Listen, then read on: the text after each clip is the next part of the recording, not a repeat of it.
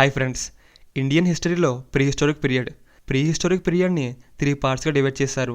Pre historic పీరియడ్లో ఫస్ట్ది pre history, second proto history, third history.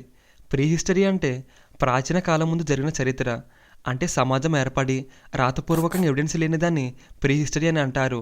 అంటే ఆ కాలంలో మనుషులు ఎలా జీవించారు, వాళ్ళు ఏం చేశారనేవి మనకి రిటర్న్ ఎవిడెన్స్ రూపంలో లేని దాన్ని ప్రీ హిస్టరీ అని అంటాం. అయితే మనకి ప్రీ హిస్టరీ గురించి రిటర్న్ ఎవిడెన్స్ ద్వారా తెలియకపోతే మరి వాటి గురించి మనకు ఎలా తెలిసింది ఇప్పుడు చూద్దాం. ఆ కాలంలో ఉన్న మనుషులకు రాయడం రాదు. ప్రీ హిస్టరీ అనేది మనిషి అభివృద్ధికి మొదటి దశ అని చెప్పుకోవచ్చు. ప్రీ హిస్టరీ కాలంలో మనుషులు ప్రకృతిపై ఆధారపడి జీవించేవారు. వాళ్ళు మెల్లగా జంతువులపై దాడి చేయడం, వాటిని చంపి తినడం, అలానే చెట్ల నుండి ఫ్రూట్స్ని గ్యాదర్ చేసేవారు.